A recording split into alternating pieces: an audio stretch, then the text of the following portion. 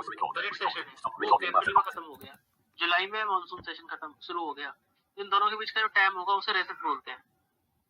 एक हाउस के प्रोरोगेशन होता है हाउस का खत्म होना, प्रोरोगेशन और दूसरे हाउस की रीअसेंबली के बीच का जो होता है टाइम उसे रेसेस बोलते हैं। ठीक है, तो सर ये मई से लेके फिर जुलाई तक बीच में कोई कार्यवाही नहीं होती सदन में? काम होते हैं meeting, parliamentary meeting, standing committees वगैरह काम करती हैं, बट हाउस नहीं चलता। ठीक है, एडजॉर्नमेंट सिनेडाई क्या होता है? एडजॉर्नमेंट क्या होता है? एडजर्नमेंट सर वो होता है हैंड रेज। अच्छा तन्या बोलो। मेरा क्वेश्चन प्रीवियस रिसर्च से है सर। वो क्वेश्चन मेरा बस ये है कि सर हाउसेस कोई स्पेसिफिक डिमार्केशन है कि लोकसभा के दो सेशंस के बीच के टाइम को रिसेस बोलेंगे? बीच के टाइम को नहीं बोलेंगे, मतलब पार्लियामेंट जब चलता है ना, एक डेट आती है, पहले प्रेसिडेंट इंटीमेट करता है कि इस बार बजट सेशन जो है 1 फरवरी से लेकर 20 अप्रैल तक चलेगा, तो 20 अप्रैल चला गया, फिर प्रोरोगेशन हो जाएगा 20 अप्रैल को। 20 अप्रैल के बाद जो नेक्स्ट सेशन जो होगा उसके बीच पीरियड को रेसेस बोलते हैं, यानी लंच टाइम। उस टाइम पे कुछ हो नहीं रहा, ये मानते हैं। Okay sir. ठीक है, अब आते हैं एडजॉर्नमेंट क्या होता है। एडजॉर्नमेंट होता है जब एक हाउस तो कभी देखा जब वो बीच में आ जाते हैं, वेल में आ जाते हैं, शोर मचाने लग जाते हैं, तो वो बोल देता है, सभापति बोल देते हैं कि पार्लियामेंट की प्रोसीडिंग 1 बजे तक के लिए स्थगित की जाती है, उसे बोलते हैं एडजॉर्नमेंट। एडजॉर्न कर दिया हाउस को 1 दिन के लिए, 2 दिन के लिए, तो एडजॉर्नमेंट में दिया जाता है कि इस टाइम तक के लिए, इस डेट तक के लिए एडजॉर्नमेंट किया जा रहा है। एक होता है एडजॉर्नमेंट सिनेडाई। सिनेडाई क्या होता है कि इसमें इंडेफिनिट पीरियड के लिए होता है। इंडेफिनिट पीरियड मतलब उसमें ये नहीं बताता वो डेट जो है दोबारा नेक्स्ट सिटिंग की बाद में इंटीमेट की जाएगी। अभी उन्होंने बोल दिया सिनेडाई। सिनेडाई मतलब इसका टाइम फिक्स नहीं है। ठीक है, अब आते हैं, अगर क्या बोलते हैं, लोकसभा डिसॉल्व हो गई, मतलब जैसे ये लोकसभा डिसॉल्व होगी 2024 में, तो बिल्स का क्या होता है? और ये क्वेश्चन आता ही आता है बिल्स का, और मोस्टली लोग इसे गलत करके आते हैं। ठीक है, तो कौन कौन से बिल्स लैप्स होते हैं, कौन कौन से बिल्स लैप्स नहीं होते, ये आता है। तो कौन कौन से बिल्स लैप्स होते हैं? जो लोकसभा में पेंडिंग हो, लोकसभा में ओरिजिनेट हो, यानी लोकसभा से ही निकल कर आए हो और लोकसभा में पेंडिंग हो, वो लैप्स हो जाएगा। तो दूसरा, लोकसभा से पास हो गया हो और राज्यसभा में पेंडिंग हो, वो भी लैप्स हो जाएगा। 3 केसेस हो गए, लोकसभा में ओरिजिनेट हुआ हो, या राज्यसभा से लोकसभा में पास होने आया हो, या लोकसभा से पास होकर राज्यसभा में चला गया हो। दूसरा, कौन कौन से लैप्स नहीं होते? अगर क्या बोलते हैं, दोनों हाउसेस से पास हो गया हो, और क्या बोलते हैं, प्रेसिडेंट के पास पहुंच गया हो सिग्नेचर के लिए, तो अगर ऐसे में लोकसभा डिसॉल्व होती है तो वो बिल को माना जाएगा कि वो बिल अभी चालू रहेगा। नेक्स्ट जब असेंबली होगी, नेक्स्ट लोकसभा आएगी, तो उस बिल को कंटिन्यू करा के, बिल को साइन करा के एक्ट बना सकती है। दूसरा, दोनों हाउसेस ने पास नहीं किया हो और प्रेसिडेंट ने ज्वाइंट सिटिंग कराने के लिए बोल दिया हो, तो ज्वाइंट सिटिंग कराने के लिए बोल दिया हो तब भी पास, वो लैप्स नहीं होगा। और बिल राज्यसभा से ओरिजिनेट हुआ हो और राज्यसभा में ही पड़ा हुआ हो, तो भी लैप्स नहीं होगा, क्योंकि राज्यसभा तो कंटिन्यूस सदन है, वो तो खत्म होता नहीं है, तो अगली लोकसभा में चला जाएगा, कोई दिक्कत नहीं है। ठीक है, और एक है, दोनों हाउसेस ने पास कर दिया हो प्रेसिडेंट के पास, प्रेसिडेंट ने उसको फिर से वापस कर दिया हो दोबारा से रिकंसिडरेशन के लिए, तो भी लैप्स नहीं होगा। अब मुझे पता है किसी को समझ में नहीं आया होगा, इसलिए इसका एक आसान तरीका है, उसको दिमाग में बिठा लो। अगर बिल लोकसभा में पेंडिंग है, या लोकसभा का रोल है, सिंगल हाउस का रोल है और लोकसभा का काम हो चुका है, तो बिल लैप्स हो जाएगा। यानी लोकसभा में ओरिजिनेट हुआ हो, लोकसभा में पेंडिंग हो, खत्म। राज्यसभा से होके भी लोकसभा में आ गया हो, पेंडिंग हो, खत्म। लोकसभा से पास होके भी राज्यसभा में चला गया हो, खत्म।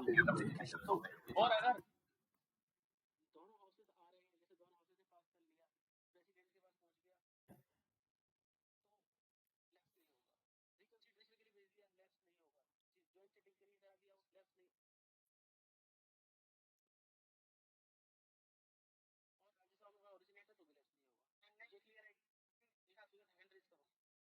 कमेटी में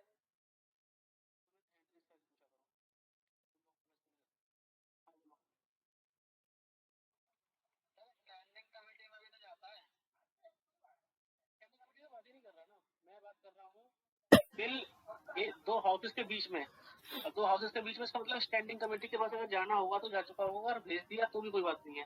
हम बात कर रहे हैं दोनों हाउसेस के बीच की। अगर लोकसभा ने पास करके राज्यसभा को भेज दिया, चाहे वो थ्रू स्टैंडिंग कमेटी हुआ नहीं हुआ, कोई फर्क नहीं पड़ता, बिल बचेगा कि नहीं बचेगा, ये वाली बात है। ठीक है, अमित बोलो।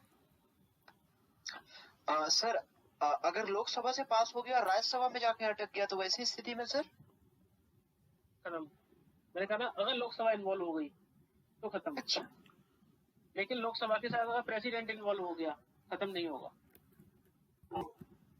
Okay sir. मतलब लोकसभा में बिल खत्म, लेकिन अगर प्रेसिडेंट आ गया तो प्रेसिडेंट उसे बचा लेगा खत्म होने से। यस सर, मतलब मेरा क्वेश्चन है सर कि लोकसभा से पास हो चुका है और राज्यसभा में जाके अगर अटकता है तो वैसे सिचुएशन में मैंने कहा ना, देखो ऐसे इसमें इसके 10 केसेस हैं, और 10 केसेस में कंफ्यूजन में कभी कोई याद नहीं रख पाओगे, और कोई टीचर तुम्हें टेक्निक नहीं बता सकता। मैंने किसी को बताते नहीं देखा। सिंपल सी चीज याद रख लो कि लोकसभा में अगर आ गया तो लोकसभा खत्म हो जाती है, तो बिल खत्म। अगर लोकसभा से ऊपर प्रेसिडेंट आ गया, प्रेसिडेंट कहीं से लोकसभा के साथ साथ प्रेसिडेंट भी बचाने के लिए आ गया, तो आप बच जाओगे। होता है ना, शनि का प्रभाव बहुत तक मुश्किल होता है, इंसान को मुश्किल होती है, लेकिन साथ में गुरु आ जाते हैं तो उसका प्रभाव कम कर देते हैं। ऐसे ही समझ लो, लोकसभा है, लोकसभा खत्म कर देगी, लोकसभा खत्म हुई, बिल खत्म, लेकिन अगर प्रेसिडेंट आ गया तो बचा लेगा उसको। यस बोलो। माइक्रोफोन। हाँ सर, अगर माइक्रोफोन ऑन, कोई बिल अगर राज्यसभा में पारित हुआ है सर, तो मतलब इस स्थिति में नहीं ये होगा ना सर। अगर राज्यसभा में पास है और राज्यसभा में पड़ा हुआ है तो खत्म नहीं होगा, क्योंकि उसमें लोकसभा का नाम नहीं है अभी तक। राज्यसभा से पास होकर लोकसभा में चला गया, खत्म।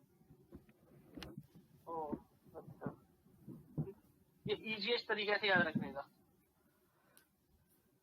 ठीक है। अब बात करते हैं अटॉर्नी जनरल की। अटॉर्नी जनरल कौन से आर्टिकल में आता है? 76 में। अटॉर्नी जनरल हाउस की प्रोसीडिंग, किसी भी हाउस की प्रोसीडिंग का पार्ट ले सकता है। वो हाउस का मेंबर नहीं होता, बस उसके पास विशेष अधिकार होते हैं। वो किसी भी हाउस की प्रोसीडिंग में पार्टिसिपेट कर सकता है, और लेकिन उसको वोट डालने का अधिकार नहीं मिलेगा। वो स्टार्ट क्वेश्चन पे और रिप्लाई भी दे सकता है, सप्लीमेंट्री क्वेश्चंस के भी रिप्लाई जा सकता है। ये क्या होता है बताऊंगा मैं भी। अनस्टार्ट क्वेश्चन जो होते हैं उनके रिटन रिप्लाई जाते हैं, तो रिटन आंसर भी कर सकता है। शॉर्ट नोटिस जो होते हैं वो भी दे सकता है। अब सुनो, स्टार्ट क्वेश्चन क्या होते हैं? स्टार्ट क्वेश्चन होते हैं जो मंत्री जी रिप्लाई करते हैं सदन में खड़े होके, तो मुझसे पूछा गया था। इसको बहुत दिन पहले पूछा, 20 दिन 1 महीने पहले पूछा जाता है, उसके बाद मंत्री जी उसका लेते हैं, जैसे मिनिस्ट्रीज में होता है। आज हाउस में किसी मंत्री ने सवाल पूछा सरकार से कि सरकार का क्या प्लान, तो सरकार क्या करेगी, सब मिनिस्ट्री से डेटा मांगेगी, उसको टाइम दिया जाएगा 1 महीने का, जो भी टाइम दिया जाएगा। सरकार उसके लिए मिनिस्टर जो है सब मिनिस्टर्स जो है अपनी मिनिस्ट्री से डेटा लेंगे, मिनिस्ट्री उनको डेटा देगी, फिर उसको कंसोलिडेट किया जाएगा। कंसोलिडेट करके फिर स्टार्ट क्वेश्चन का ओरल रिप्लाई दिया जाएगा। ओरल रिप्लाई के बाद में उसको सप्लीमेंट्री क्वेश्चन भी पूछे जा सकते हैं, यानी उसके ऊपर दूसरे क्वेश्चन भी पूछे जा सकते हैं। ये होते हैं स्टार्ट क्वेश्चन। अनस्टार्ट क्वेश्चन होते हैं, उनका रिटन में क्वेश्चन पूछा जाता है और रिटन में ही आंसर दे देता है। और शॉर्ट नोटिस क्वेश्चन भी होते हैं जिनका 10 दिन से कम के टाइम में उनका रिप्लाई देना होता है। ठीक है,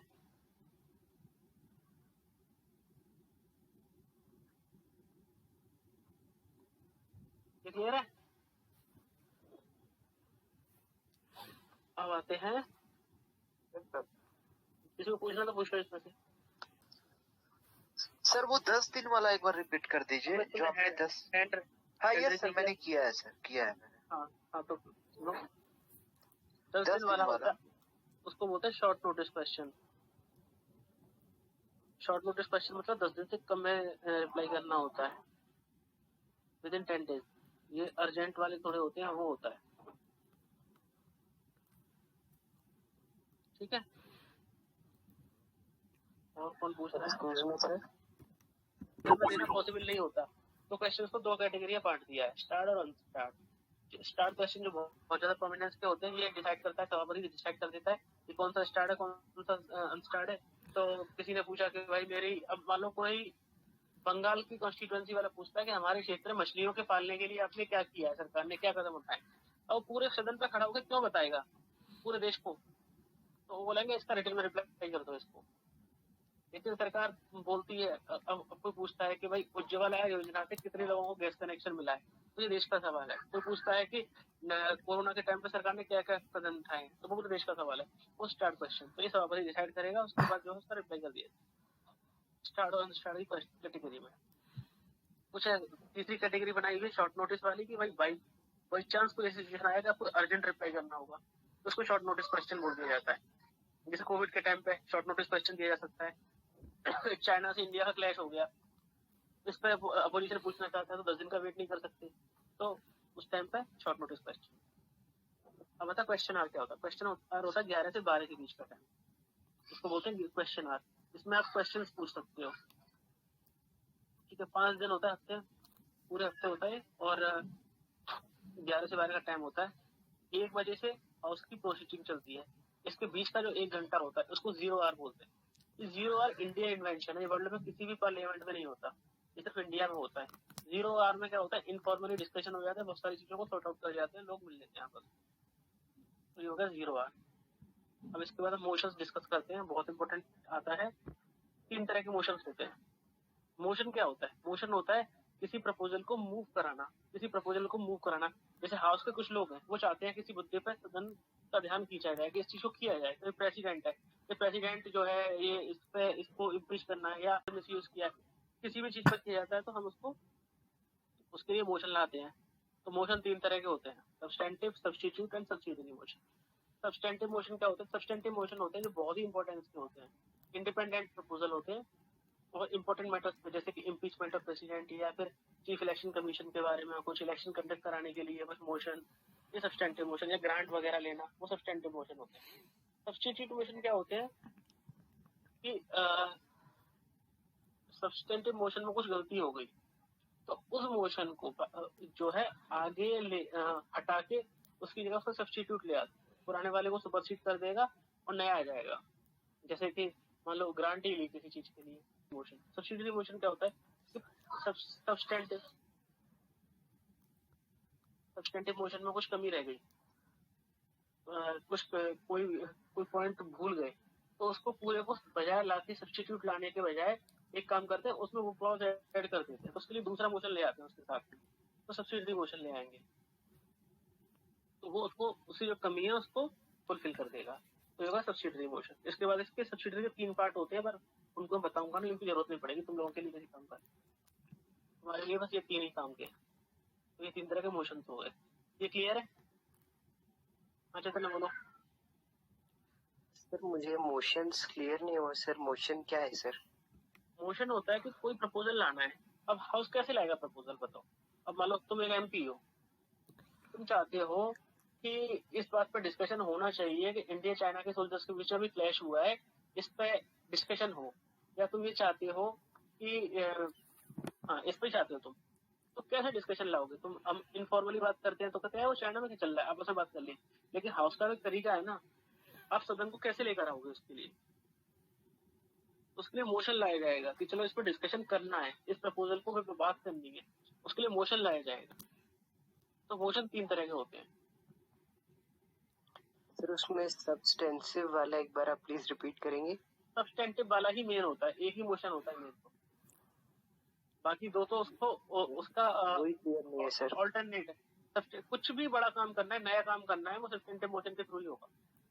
कुछ भी करना है नया, वो सब्सटेंटिव हो जाएगा। और सब्सटेंटिव में कुछ गलती हो गई, उसकी जगह आपको दूसरा लेके आना है, तो सब्स्टिट्यूट लेकर आओगे। सब्सटेंटिव है तो सही, लेकिन पूरी डिमांड फुलफिल नहीं कर पा रहा, पूरा जितना था वो काम नहीं कर पा रहा, तो सब्सिडरी ले आओगे, जो कमी रहेगी उसको पूरी कर देगा। एक छोटा सा एग्जांपल देता हूँ। तुमने अपने छोटे भाई से बोला कि बाजार चले जाना और सब्जी ले आना, और सब्जी में आलू धनिया ले आना, और लौटते हुए 1 किलो मिठाई ले आना। मोशन तुमने कर दिया, सब्सटेंटिव मोशन हो गया। बाद में तुम्हें आया अभी यार मुझे शहर नहीं भेजना था उसको सब्जी लेने के लिए, मुझे तो सबसे पहले उसको बुक्स लेने के लिए भेजना था, गलती हो गई।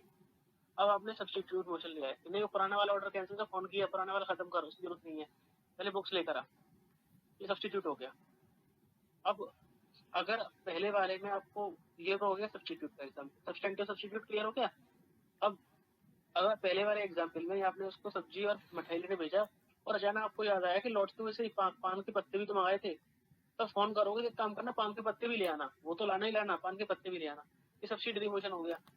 पहले वाला तो करना ही करना है, उसमें कुछ रह गया था, ये अब बता दिया, ये सब्सिडरी मोशन हो गया।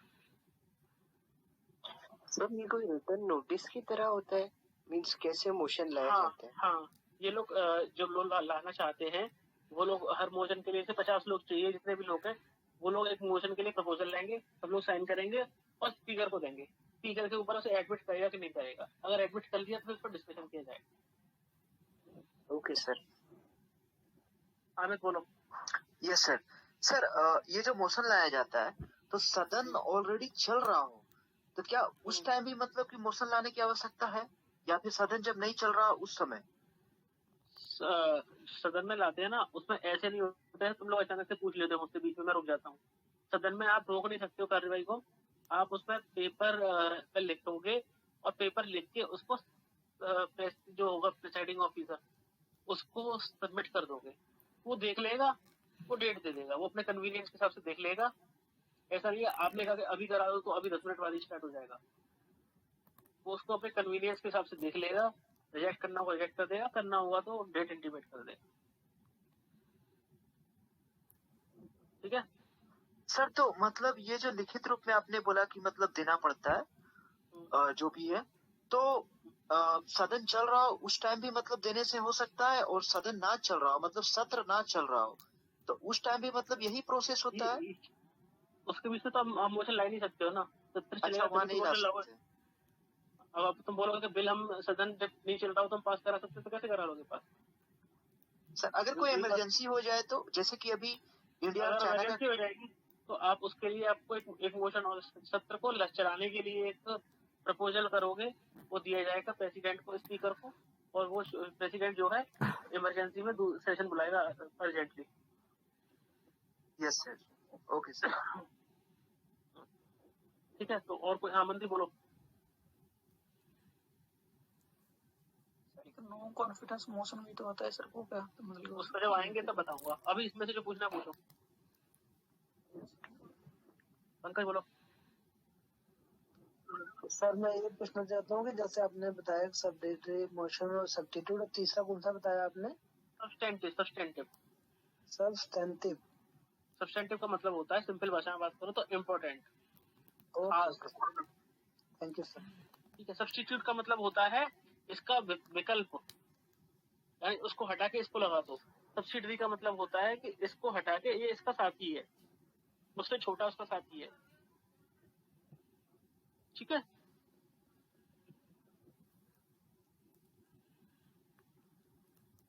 तो आज की क्लास को मैं यही खत्म करता हूँ, और किसी कुछ पूछने